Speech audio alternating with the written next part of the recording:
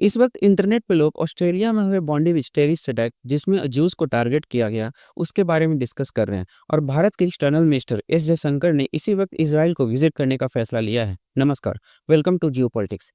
देखिए, इस वक्त चाहे आप नेशनल मीडिया देख लें या फिर इंटरनेशनल मीडिया देख लें या फिर इंटरनेट का किसी भी वेबसाइट या फिर कोना देख लें, आपको हर जगह डिस्कशन जो मिलेगा वो हो रहा है ऑस्ट्रेलिया में हुए बॉन्डिविच पे जेव्स पे अटैक के बारे में, जिसमें अब तक 16 लोगों की जान जा चुकी है। हालांकि ये जान का जो आंकड़ा है ना वो बढ़ भी सकता है क्योंकि कई लोग क्रिटिकली घायल हैं। और इन सब के बीच भारत के एस जयशंकर ने इसराइल को विजिट करने का फैसला लिया है। एस जयशंकर पहले यूएई में अबू धाबी को विजिट करेंगे, उसके बाद वो इसराइल को विजिट करने वाले हैं। लेकिन ये जो जयशंकर का ट्रिप है, क्या ये पहले से प्लान था? क्योंकि आपको पता होगा, थोड़े दिन पहले नेतन्याहू और पीएम मोदी ने आपस में बात किया था और दोनों ने एक दूसरे को जल्दी मिलने का वादा भी किया था। तो क्या ये जो जयशंकर का विजिट है उससे रिलेटेड है, या फिर जयशंकर का ये विजिट इसराइल में इतनी जल्दी इसलिए भी हो रहा है क्योंकि ऑस्ट्रेलिया में जूस पे अटैक हुआ है? देखिए, आप सबको याद होगा, थोड़े दिन पहले ये रिपोर्ट आया था कि इसराइल और भारत का जो डिफेंस ट्रेड है वो काफी ज्यादा गिर गया है कंपेयर टू 2019। हालांकि इसके पीछे कई रीजन हो सकते हैं कि भारत ने इसराइल को डिफेंस के इक्विपमेंट्स के ऑर्डर देने बंद कर दिए, या फिर इसराइल तो है ना हमास को लेकर, पैलेस्टीन और गाजा को लेकर इतना ज्यादा उलझा था कि जो भारत अपने डिमांड रखता भी तो इसराइल उसको पूरा नहीं कर पाता। और इसी वजह से भारत ने अपने डिफेंस का जो लीड था उसके लिए रशिया की तरफ देखा, क्योंकि अगर वो इसराइल पे ही सिर्फ सीमित रहता है, इसराइल पे ही सिर्फ डिपेंडेंट रहता है, तो इसराइल एक ऐसा कंट्री है ना जो हमेशा 6 मंथ और 4 मंथ के बीच में कॉन्फ्लिक्ट किसी न किसी कंट्री के साथ करते ही रहता है। और अगर ऐसे कंट्री पे आप डिपेंडेंस बना लेते हैं, खासकर अपने डिफेंस का, जो कि हमेशा लड़ते ही रहता है, तो उसे तो खुद ही नीड है सबसे ज्यादा डिफेंस इक्विपमेंट की, वो आपको क्या देगा? और यही सब रीजन से भारत ने अपने डिफेंस नीड को पूरा करने के लिए रशिया का मार्केट चुना। लेकिन नेतन्याहू अब चाहते हैं कि भारत और इसराइल का जो ट्रेड था 2019 और 2018 में बिल्कुल वैसा ही हो जाए। इसीलिए इसराइल अपना जो मैन्युफैक्चरिंग सेक्टर था, खासकर डिफेंस का, उसको भारत में शिफ्ट करना चाहता है ताकि इंडिया और इसराइल का ट्रेड वापस से फ्लरिश करे। और जयशंकर की इतनी जल्दी विजिट का दूसरा रीजन ये भी हो सकता है कि भारत और ऑस्ट्रेलिया में दोनों बिल्कुल सेम तरह का टेररिस्ट अटैक हुआ है। मैं आपको बताता हूँ कैसे। देखिए, कुछ मंथ्स पहले आपको याद होगा, भारत में पहलगाम टेररिस्ट अटैक हुआ था, जहाँ पे एक टूरिस्ट स्पॉट पे लोगों को एक स्पेसिफिक रिलीजन को पहचान कर गोली मार दिया गया पाकिस्तानी टेररिस्ट द्वारा।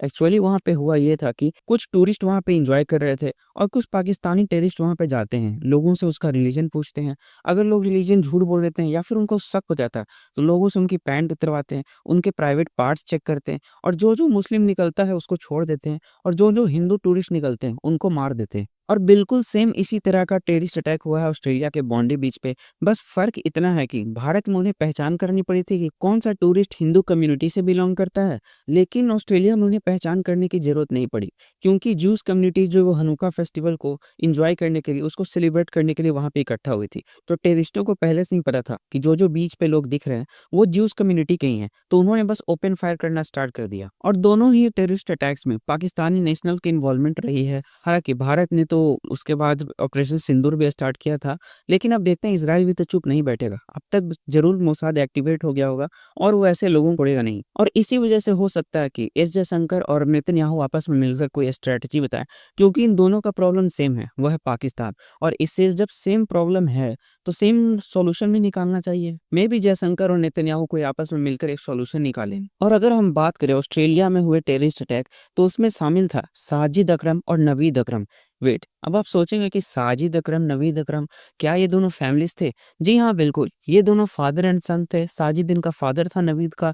और साजिद जो है ना वो 1998 में ऑस्ट्रेलिया आया था स्टूडेंट वीजा पे, लेकिन नवीद जो है वो ऑस्ट्रेलिया में ही बॉर्न हुए थे। और ये दोनों पाकिस्तानी थे, और इन दोनों ने लगभग 16 लोगों को जान से मार दिया, जिसमें से एक छोटी बच्ची भी शामिल है, मात्र 10 साल की। ये बकरी के साथ वही बच्ची है जिसका नाम है मातिदा, और ये 10 साल की है मात्र, और इसको इन टेररिस्टों ने गोली से मार दिया। और हम इनके बारे में क्या कह सकते हैं? हम बस यही कह सकते हैं कि रेस्ट इन पीस, अब जहां भी हो खुश रहे। एंड ऑस्ट्रेलियन पुलिस और अथॉरिटीज का कहना है इनके पास से 6 गन्स बरामद हुए हैं। इवन इनका जो कार था, जब उनको चेक किया गया तो उसमें से इनको मिला है वो है इम्प्रोवाइज्ड एक्सप्लोसिव डिवाइसेस। जी हाँ, आईईडी, ये बॉम्ब ब्लास्ट में इस्तेमाल होता है। इनकी कार में से आईएसआई के झंडे भी बरामद हुए हैं। एंड इनके जो फायरिंग का मोड है, इनका जो फायरिंग का एक्शन है, उसको देखकर बिल्कुल ये कंफर्म होता है कि ये कोई नॉर्मल आदमी नहीं है जो बस रेडिकलाइज्ड हो गया और गन लेकर चले गए। इन्हें प्रॉपर ट्रेनिंग मिला है। मैं आपको एक वीडियो दिखाता हूँ।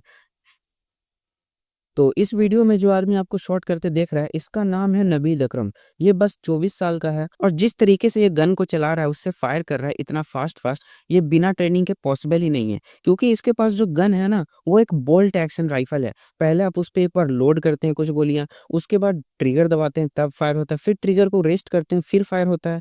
ऐसे करके इससे फायर होता है और ऐसा भी नहीं है कि इसमें सिर्फ़ आपको लगातार आपको चा एक-एक की तरह 47 राउंड मिलता है। इसमें मात्र 4 से 5 गोलियाँ लगती हैं एक बार में और इस आदमी ने बोल्ट एक्शन राइफल से मात्र 5.2 सेकंड्स में 4 राउंड फायर कर दिए, जो कि एक कॉमन लोग के लिए है ना बिल्कुल इम्पॉसिबल है। बिना ट्रेनिंग के ये स्पीड आ ही नहीं सकता है, खासकर बोल्ट राइफल से। और जब नवीद अकरम की माँ से पूछा गया कि आपको पता था कि आपका बेटा इस तरह की प्लानिंग कर रहा है, इस तरह का ये काम कर रहा है, तो उसकी माँ ने कहा कि उसका बेटा काफ़ी बढ़िया है और ऐसा बेटा भगवान सबको दे जो ऐसा काम करे।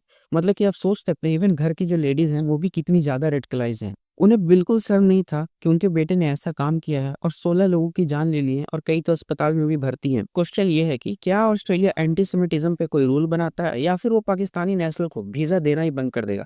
देखिए मुझे लगता है कि वो वीज़ा पूरी तरह से तो बंद नहीं करेगा। आपको याद होगा थोड़े दिन पहले जो यूएई है, उसने पाकिस्तानी भिखारियों से परेशान होकर ऑफ़िशियली तो कुछ नहीं कहा बट जो ऑफ़िस में है ना पाकिस्तान के जो वीज़ा आते थे उसको रिजेक्ट कर देता था। शायद इसी तरह से शायद ऑस्ट्रेलिया भी करे, पाकिस्तान के सारे वीज़ा को रिजेक्ट कर दे या फिर उन वीज़ा को ही अलाउ कर दे जिसका वो पूरी तरह से बैकग्राउंड वेरिफिकेशन कर ले। हालाँकि एल्बनीज़ ने तो ये कहा है कि उन्होंने जो अपने देश के जो गन लॉज़ हैं उनको और स्ट्रिक्ट करने की बात की है। बट देखिए ये सब से कुछ होने वाला नहीं है। चाहे हम बात करें हिंदू फ़ोबिया की, चाहे हम बात करें एंटीसेमिटिज़्म की, तो जो मुस्लिम कम्युनिटी है ना उसमें हिंदू फ़ोबिया और एंटीसेमिटिज़्म काफ़ी ज़्यादा भरा हुआ है। वो लोग हिंदू से या फिर ज्यूज़ से काफ़ी ज़्यादा नफ़रत करते हैं, चाहे फिर वो कहीं के हों। और अब देखते ये हैं कि क्या मोसाद कुछ इस पे एक्शन लेता है पाकिस्तान के खिलाफ या फिर ऑस्ट्रेलिया के खिलाफ कुछ एक्शन लेता है या फिर इसे ऐसे ही छोड़ देता है। और जैसे ही इस टॉपिक पे कोई और अपडेट होता है मैं आपके लिए अपडेटेड वीडियोस लेकर आता हूँ। Thank you.